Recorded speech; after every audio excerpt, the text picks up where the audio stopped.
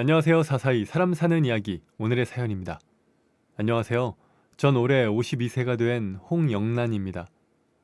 이제는 성인이 된 딸 아이 둘의 엄마입니다.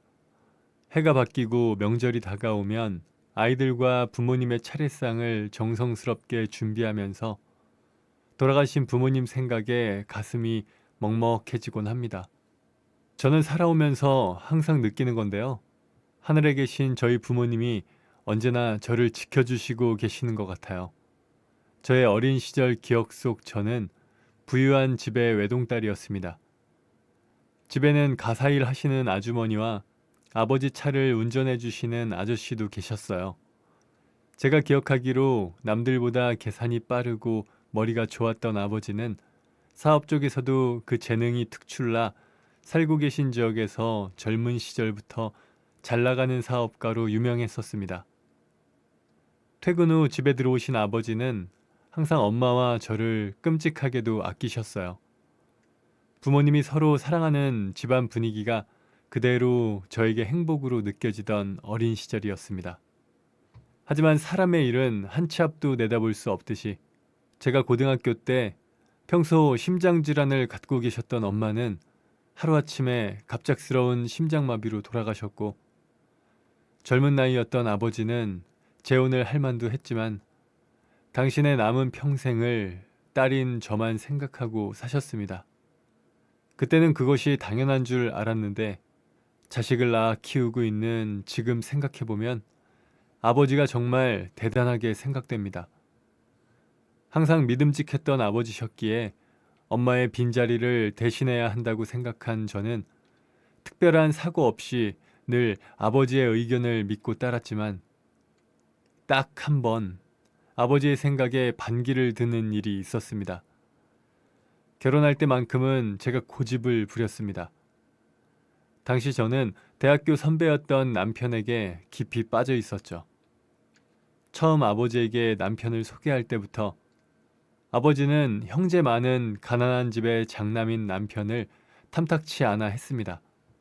하지만 다정하고 착한 사람이었기에, 그리고 무엇보다 저와의 갈등을 만들고 싶어 하지 않으셨던 아버지는 결국 남편과의 결혼을 허락하셨죠. 결혼할 때도 엄마 안 계신 것이 흠이 될까 싶었던 아버지께서 집과 혼수 그리고 예단까지 모든 것을 준비해 주셨습니다. 막상 결혼하면서 아버지를 혼자 두고 떠나려니 마음이 아팠지만 아버지께서는 난 괜찮다. 걱정 말고 가서 행복하게 살거라. 이제야 나도 좀 자유롭게 하고 싶은 거 마음대로 하고 살 수 있구나. 말은 그렇게 하셨지만 돌아서는 아버지의 뒷모습이 어찌나 쓸쓸해 보이던지요. 그렇게 저는 결혼을 하고 새로운 환경 속으로 들어가게 되었습니다. 신혼집을 따로 마련하기는 했지만 시댁과의 거리가 10분 거리인지라 하루가 멀다 하고 연락하고 찾아오는 시어머니는 처음에는 며느리 잘 들어왔다고 좋아하셨죠. 하지만 제가 연년생으로 딸 둘을 낳은 이후부터는 언젠가부터 절 구박하기 시작했습니다. 연년생으로 태어난 둘째를 안고 첫째라고는 하지만 아직 개월수로는 한창 떼부릴 나이인 첫째까지 돌보느라 하루하루 힘들었지만 저는 시부모님이 아들을 원하신다는 것을 알았기에 남편에게 셋째를 낳자고 했지만 남편은 가난한 어린 시절의 기억이 싫다며 거부를 했고, 저와 아무런 상의도 없이 어느 날 정관수술까지 하고 왔습니다. 남편은 아들 둘, 딸 셋인 집의 장남이었습니다. 남아 선호 사상이 강했던 시부모님은 시누이들에게 자라오면서도 심지어 결혼할 때도 아무런 지원을 하지 않았고 장남인 남편과 막내인 시동생만 챙겼다고 합니다. 이렇다 보니 고등학교를 졸업하고 대학 진학도 포기하고 일찌감치 출가해 독립하거나 결혼한 시누이들은 제 부모를 전혀 신경 쓰지 않았고 시부모와 미혼인 시동생은 제 남편만 바라볼 뿐이었습니다. 남편은 착한 사람이었지만 일머리는 없었는지 들어가는 회사마다 적응을 못했고 저는 아버지에게 연락해 괜찮은 회사로 취직을 몇 번이나 부탁드렸지만 매번 들어간 회사마다 오래 버티지 못하고 나오는 남편을 아버지마저도 이제 더 이상 사위의 취직을 부탁할 곳이 없었는지 남편에게 차라리 장사를 해보라 하셨죠. 그 후로도 그렇게 아버지가 차려준 가게만 4개째입니다. 처음엔 당구장을 하다가 망했고 두 번째엔 대학가에서 비싼 술집을 하다가 망했으며 세 번째엔 먹자골목에서 체인 음식점을 하다가 2년도 채우지 못하고 손해만 보고 정리했습니다. 그리고 마지막에는 아버지가 매입하신 건물 1층에 정육식당을 차려 그나마 월세에서 절약되는 만큼 적자가 나지 않는 선에서 장사를 했죠. 남편이 이렇다 보니 결혼한 이후로도 저는 늘 아버지의 도움을 받아 생활을 해야만 했습니다. 그 와중에도 매달 시댁에 용돈을 보내야 했고 아버지의 재산을 저의 재산으로 생각하고 있는 시누이들이 자주 돈을 빌려가 갚지 않은 적도 여러 번입니다. 좋은 게 좋은 거라고 있는 사람이 베푸는 것이 좋다고 생각해 별 말 없이 시댁에 도움을 주기도 여러 번. 점점 요구는 심해졌고 나중엔 느지막이 결혼하는 시동생의 집까지 해주라 하더군요. 네? 저희 아버지가 가진 집 중에 한 채를 달라고요? 지금까지 이런저런 핑계로 빌려가신 돈도 전혀 돌려주시지도 않으시잖아요. 이젠 집까지 달라니요. 제 뜻대로 할 수 없는 일이에요. 아니 가족이 좋다는 게 뭐냐. 서로 힘들 때 돕고 사는 게 가족이지. 어차피 혼자 사시는 양반 그 재산들 다 가지고 있으면 뭐하니? 그리고 돌아가시면 어차피 너한테 물려줄 건데 그거 좀 미리 주시면 안 된다니? 시어머니는 막무가내였고 결국 저는 아버지께 찾아가 또 부탁을 드렸습니다. 아버지는 깊은 한숨을 쉬시며 이번에도 제 부탁을 들어주셨습니다. 세입자들에게 다가올 재계약 전에 이사해 줄 것을 부탁했고 그 후에 신우에게 남들보다 싼 시세로 전세를 내어주셨습니다. 상황이 이럼에도 불구하고 제가 남편과 살아갈 수 있었던 것은 단 하나, 남편의 사랑이었습니다. 남편은 돈만 없을 뿐 저에게 참 다정한 사람이었습니다. 일찍 엄마를 떠나보내고 사업하시는 아버지가 집에 안 계실 때 그 시간이 너무나 외롭고 힘들었던 저는 남편에게 받은 관심과 사랑이 너무나 행복했습니다. 남편은 항상 일찍 일어나서 저와 아이들의 아침 식사를 차려주었고 퇴근 후 집에 올 때도 제가 좋아하는 간식거리를 사들고 오곤 했죠. 뿐만 아니라 가까이 사는 혼자 계신 장인어른도 잘 챙겼고 집안일에도 적극적이었으며 아이들에게는 항상 네 엄마가 최고라고 말하곤 했습니다. 그렇게 저희 아버지의 경제력을 바탕으로 우리 가족은 화목할 수 있었습니다. 하지만 건강하시던 아버지는 4년 전 심근경색으로 세상을 떠나셨습니다. 제 삶의 큰 기둥가두 같았던 아버지는 혼자 지내시던 집에서 침대에서 주무시고 계시다가 고통을 느끼고 거실로 나가시며 그대로 거실에 쓰러진 채로 돌아가셨습니다. 내가 옆에 있었다면 아버지를 살릴 수도 있었을 거라는 자책감에 한동안 헤어나올 수 없을 정도로 슬픔 속에 빠져 지냈습니다. 그런 저에게 시어머니는 산 사람은 살아야 할 것 아니냐며 유산 상속을 서두르라고 독촉하셨죠.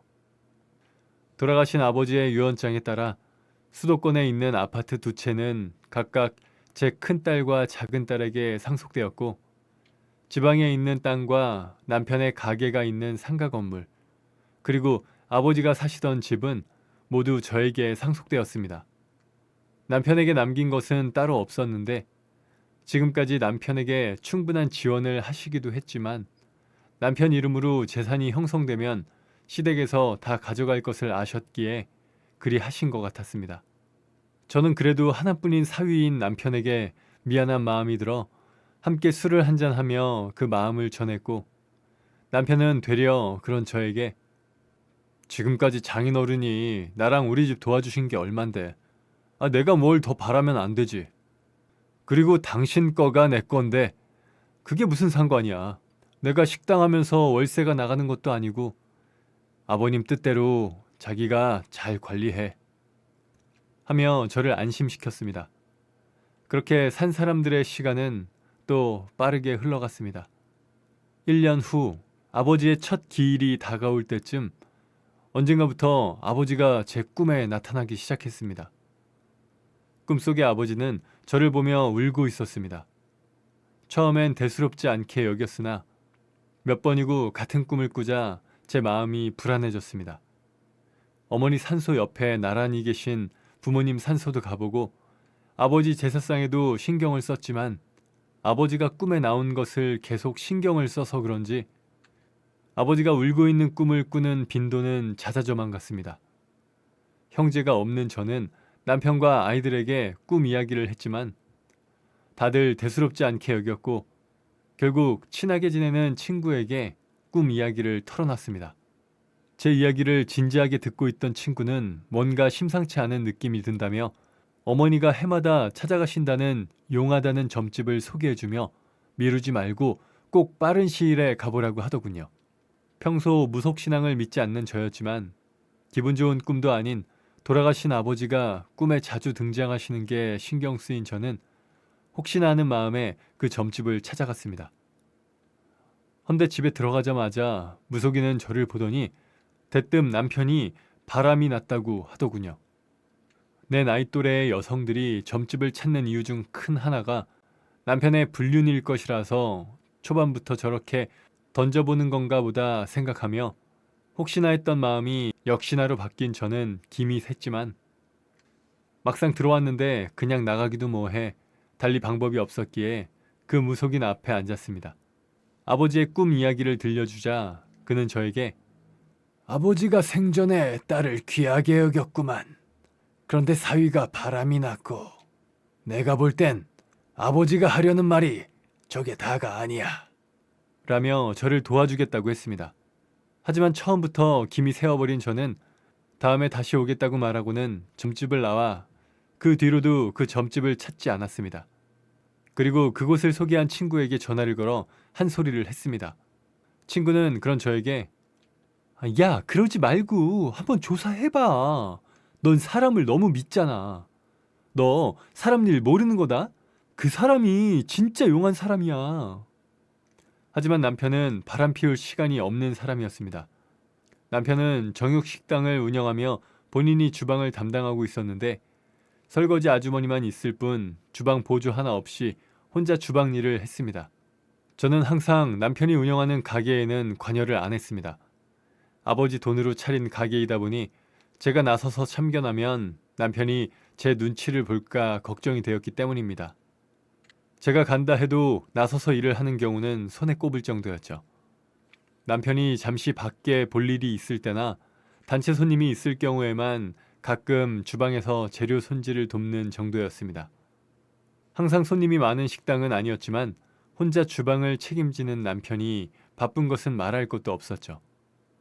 이런 사정을 모르는 친구에게 당당하게 큰 소리를 치기 위해서 집에서 남편을 관찰하기도 했고 남편의 가게를 기습적으로 방문하기도 했지만 남편은 늘 한결같았습니다. 그렇게 며칠 동안 남편 관찰을 마친 저는 친구에게 전화를 걸어 남편에게 아무 일도 없다고 큰 소리를 쳤죠. 아니, 그 무속인이 실수했나 보다. 뭐 맨날 다 맞추겠냐? 틀릴 때도 있고 모를 때도 있고 그러겠지. 아니, 괜히 신경 쓰게 한 것 같아. 미안해. 그러며 대신 사과를 했습니다. 그날 밤 저는 또다시 꿈을 꿨습니다. 꿈속의 남편은 가게 주방에서 일을 하고 있었습니다. 저는 남편을 부르며 주방으로 들어갔죠. 하지만 남편은 저에게 아무런 대꾸도 없이 냉장고 쪽으로 걸어갔습니다. 그리고 남편이 냉장고 왼쪽 아래 칸을 여는 순간 저를 올려다봤고 그 순간 남편의 얼굴이 아버지의 얼굴로 바뀌었습니다. 소스라치게 놀라 잠에서 깬 저는 왠지 아버지가 하고자 하는 말이 그게 다가 아닐 것이라던 그 무속인의 말이 떠올랐습니다. 다음날 저는 지나가다 들렸다며 과일을 들고 가게로 갔습니다. 손님은 없었기에 홀을 봐주시는 여사님들과 설거지 이모님께 과일을 드시라고 내어드렸죠. 그리고 남편은 잠깐 은행에 다녀오겠다며 30분만 주방을 봐달라고 했습니다. 그리고 주방에 혼자 남은 저는 꿈속에서 본 그 냉장고의 문을 열었습니다. 눈에 보이는 별다른 특이점은 없었는데 핸드폰으로 플래시를 비추자 제일 안쪽에 있는 플라스틱 통 뒤쪽으로 납작하게 세워져 있는 검정 비닐봉지가 보였습니다. 전 조심스럽게 그 비닐봉지를 꺼냈죠. 봉지 안에는 처음 보는 수첩이 들어있었습니다. 수첩에는 남편의 필체로 빼곡하게 농약에 대한 정보가 적혀 있었습니다. 농약에 대한 화학기호와 사용되는 농작물의 범위, 인체에 미치는 부작용 등 농업 전문가들이 볼 법한 내용이었죠. 저는 식당을 접고 농사를 지으려고 하나 하는 생각을 하며 천천히 페이지를 넘겼습니다. 그런데 수첩의 페이지를 넘길수록 이상한 내용들이 나오더군요. 그 다음 페이지에는 각종 사건 사고에 관한 내용들을 메모해 놓았습니다. 순간적으로 온몸에 소름이 돋았지만 한편으로는 내가 무슨 생각을 하는 건가 하는 마음이 들기도 했습니다. 하지만 그냥 지나치기엔 이미 겁을 먹은 저는 남편의 수첩을 한 장 한 장 촬영했고 남편이 돌아오기 전 수첩을 제자리에 두었습니다. 그렇게 집으로 돌아온 저는 남편의 수첩 내용을 인터넷으로 뒤져보았고 사건 사고에 관한 내용들을 찾아보면서 마음속으로 불안한 생각을 감출 수가 없었죠. 하지만 그 누구에게도 말할 수는 없었지만 이런 사건 사고 속 그 대상이 저와 아이들일 수도 있다는 생각이 들었습니다. 며칠 후 저는 남편이 잘 때 몰래 가게로 가 주방 선반 위에 인터넷으로 주문한 CCTV를 감춰두었습니다. 가게에서 사용하는 와이파이 번호만 입력하고 보조 배터리만 연결해두면 3, 4일은 전원 없이 작동이 되고 무엇보다 핸드폰에서 바로 확인이 가능했죠. 그렇게 주방에 설치해둔 CCTV로 남편을 지켜봤습니다. 그리고 며칠 만에 충격적인 광경을 목격하고 말았습니다. 홀에는 일하는 사람들이 있었기에 남편은 주로 주방에 있었는데 냉장고에서 문제의 수첩을 꺼내 무언가를 끊임없이 적고 검색하고 있더군요. 그리고 일을 마치고 직원들이 돌아가고 난 시간에 주방 뒷문으로 어떤 여성이 들어왔습니다. 둘은 자연스럽게 입을 맞췄고 그 둘의 대화가 들려왔습니다. 또렷하게 들리진 않았지만 조용한 저녁 시간이어서 다른 소음이 없었기에 집중해서 들으면 두 사람의 대화를 알아들을 수가 있었죠. 받아왔어? 이것 때문에 며칠을 고생했어. 그 여자가 남편에게 검정 비닐봉지에 쌓인 무언가를 내밀었습니다. 수고했어. 역시 자기밖에 없네. 바로 시작해. 장기전으로 간다며?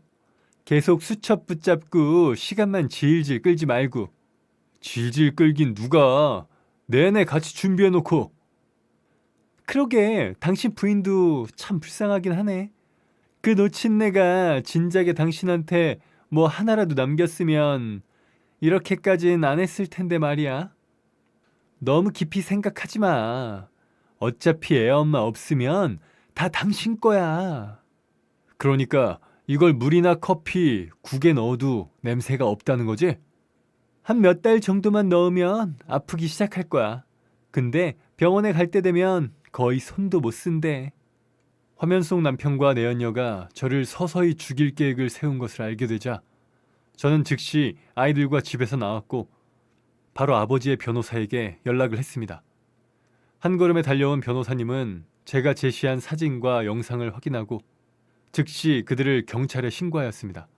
비록 아직 범죄를 시도한 것은 아니었지만 몇 번의 재판에서 드러난 사실은 그들은 저희 아버지가 돌아가시기 전부터 연인 관계였으며 주도 면밀한 남편은 그 사실을 숨기기 위해 주로 가게 주방에서 데이트를 했다고 합니다. 상간녀는 처음엔 남편을 건물주인 것으로 알았으나 곧 아니라는 것을 알게 되었고 남편에게 헤어지자 했으나 남편은 병원에 계시는 장인이 죽으면 분명히 상속을 받을 수 있으니 기다려달라고 했다 합니다. 하지만 아버지는 남편에게 상속 재산을 남기지 않고 돌아가시자 남편과 내연녀는 이런 말도 안 되는 계획을 세운 것이죠. 그렇게 남편과 내연녀를 구속시킨 저는 바로 이혼 소송을 진행했고 동시에 시동생에게 전세를 준 집은 회수하는 한편 시댁 용돈도 모두 끊었습니다. 시부모와 신우들 그리고 시동생에게서 끊임없이 전화가 왔지만 모든 것을 차단했고 오로지 변호사를 통해 법적으로만 그들을 상대했습니다. 그리고 마침내 저를 갉아먹는 것만 같던 모든 소송이 끝나고 저는 부모님 산소에 가 그렇게 한참을 울었습니다. 돌아가셔서도 편히 쉬지 못하고 혼자 남은 딸 걱정에 꿈에 나와 자신의 딸을 지키고자 하셨던 나의 아버지. 저는 항상 아버지가 저를 지켜주고 계신다는 것을 알고 있습니다. 아빠, 나를 항상 지켜줘서 고마워. 이젠 정말로 아빠 걱정 안 시킬게. 내가 정말 미안해. 아빠, 다음 생에는 꼭 내 자식으로 태어나줘. 그땐 내가 아빠를 평생 지켜줄게. 아빠, 여전히 너무 사랑해. 이제 아빠가 편히 쉴 수 있게 애들이랑 잘 살게. 아빠가 내 아빠여서 너무 고마워. 제 이야기는 여기까지입니다. 감사합니다. 네, 오늘 사연은 여기까지입니다. 사람 사는 이야기 채널 구독과 좋아요, 알람 설정 부탁드립니다. 감사합니다.